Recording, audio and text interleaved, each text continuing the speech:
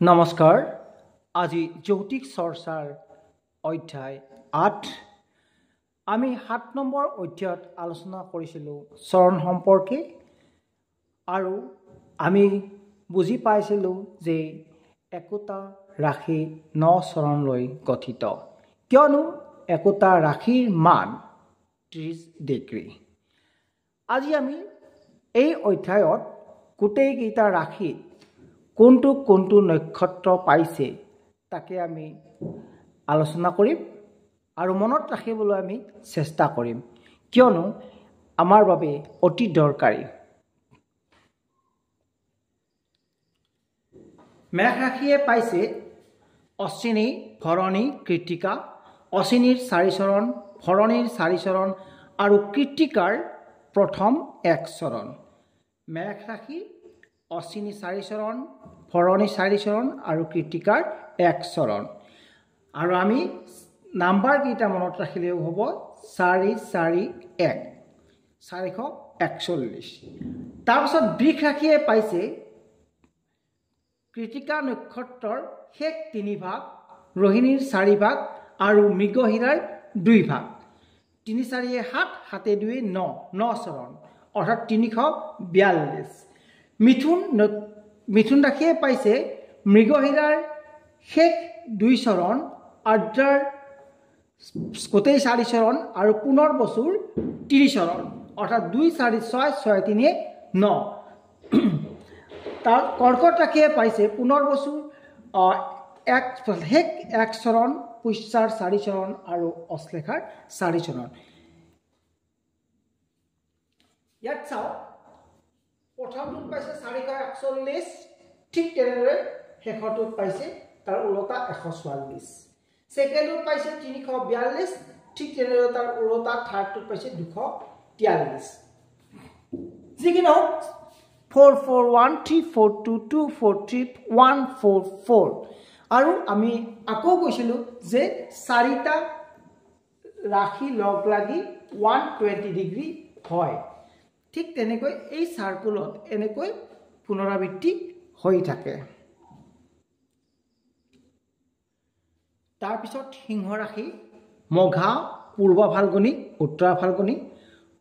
মঘাৰ 4 পূৰ্ব ফাল্গুনী 4 আৰু উত্তৰ ফাল্গুনীৰ প্ৰথম 1 চৰণ কন্যা ৰাশিত উত্তৰ ফাল্গুনীৰ শেষ 3 চৰণ হস্তাৰ সম্পূৰ্ণ 4 চৰণ আৰু চিত্ৰাৰ প্ৰথম 2 চৰণ তুলা ৰাশিত চিত্ৰাৰ শেষ 2 চৰণ ছাতিৰ প্ৰথম গোটেই 4 চৰণ আৰু বিশাখাৰ প্ৰথম 3 চৰণ বৃশ্চিকৰ বিশাখাৰ শেষ 1 চৰণ অনুৰাধাৰ সম্পূৰ্ণ 4 চৰণ আৰু জ্যেষ্ঠাৰ 4 চৰণ ঠিক তেনেকৈ এই একেই চলিছে এই চাৰিটা ৰাশিটো 120 ডিগ্ৰী অৰ্থাৎ এনেকৈ চলিছে 44134223 আৰু 144 ঠিক তেনেদৰে ধনু ৰাশিত মূলাৰ সম্পূৰ্ণ 4 চৰণ পূৰ্বহাৰাৰ সম্পূৰ্ণ 4 চৰণ আৰু উত্তৰহাৰাৰ প্ৰথম 1 চৰণ মকৰ ৰাশিত উত্তৰহাৰাৰ শেষ 3 চৰণ শ্ৰৱণাৰ সম্পূৰ্ণ 4 চৰণ আৰু ধনিষ্ঠাৰ প্ৰথম 2 চৰণ কুম্ভ ৰাশিত ধনিষ্ঠাৰ প্ৰথম শেষ 2 চৰণ শতভিষাৰ সম্পূৰ্ণ 4 চৰণ আৰু পূৰ্ব ভাদ্ৰপদৰ প্ৰথম 3 চৰণ মীন ৰাশিত পূৰ্ব ভাদ্ৰপদৰ শেষ 1 চৰণ উত্তৰ ভাদ্ৰপদৰ সম্পূৰ্ণ 4 চৰণ আৰু ৰেৱতীৰ সম্পূৰ্ণ 4 চৰণ আৰু আমি আকৌ পুনৰাই কৈছিলোঁ এই চাৰিটা ৰাশিত 120 ডিগ্ৰী গতিকে আমি এইখিনিতে ৰাশিৰ সমূহে কিদৰে নক্ষত্ৰৰ লগত জড়িত হৈ আছে এই কথাখিনি আমি বুজিলোঁ ৰাশিৰ আৰু নক্ষত্ৰৰ চৰণ সম্পৰ্কে আমি বুজিলোঁ তথাপিও আমি আৰু অকমান বুজি লোৱা হওক গতিকে ৰাশিসমূহ এনেকৈ বিয়পি আছে মেঘ ৰাশি 0 পৰা 30 ডিগ্ৰী বৃষ ৰাশি 31 ডিগ্ৰীৰ পৰা 60 ডিগ্ৰী মিথুন ৰাশি 61 ডিগ্ৰীৰ পৰা 90 ডিগ্ৰী কৰ্কট ৰাশি 91 ডিগ্ৰীৰ পৰা 120 ডিগ্ৰী আমি আকৌ কৈছিলোঁ আৰু পুনৰাই ক'লোঁ যে চাৰিটা ৰাশিৰ মাজত 120 ডিগ্ৰী সিংহ ৰাশিত 121 ডিগ্ৰীৰ পৰা 150 ডিগ্ৰী কন্যা ৰাশি 151 ডিগ্ৰীৰ পৰা 180 ডিগ্ৰী তুলা ৰাশি 181 ডিগ্ৰীৰ পৰা 210 ডিগ্ৰী বৃশ্চিক ৰাশি 211 ডিগ্ৰীৰ পৰা 240 ডিগ্ৰী ধনু ৰাশি 241 ডিগ্ৰীৰ পৰা 270 ডিগ্ৰী, মকৰ ৰাশি 271 ডিগ্ৰীৰ পৰা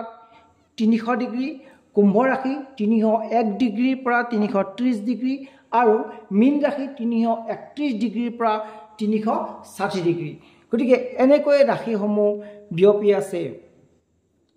বাৰু যি কি নহওক, আমি চৰণ সম্পৰ্কে জানি আমাৰ সঁচাকৈ খুব ভাল লাগিল। লগতে আমি কিছু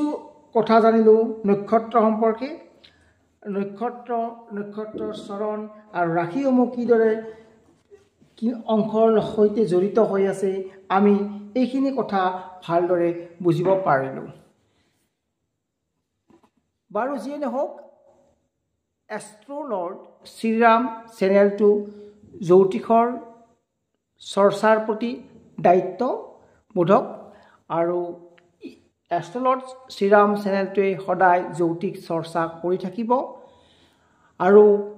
এষ্ট্ৰ'লৰ্ড শ্ৰীৰাম চেনেলটোৱে আশা কৰে যে আপুনিও যাতে এই চেনেলটোৰ লগত জড়িত হৈ থাকে। এই চেনেলটোৰ প্ৰধান উদ্দেশ্য হৈছে যাতে জ্যোতিষ আমি পিছৰ জেনেৰেশ্যনলৈ লৈ যাব পাৰোঁ, যাতে আমাৰ মানৱ সমাজত ইয়াক জীয়াই ৰাখিব পাৰোঁ, তাৰেই হৈছে প্ৰধান উদ্দেশ্য। গতিকে যদি আপুনি চেনেলটো সঁচাকৈয়ে ভাল পায়, চেনেলটো ছাবস্ক্ৰাইব কৰি শ্বেয়াৰ কৰি দিবলৈ নাপাহৰিব। গতিকে আপোনাৰ দিনটো শুভ হওক, তাৰে কামনাৰে ওম নমঃ শিৱায়।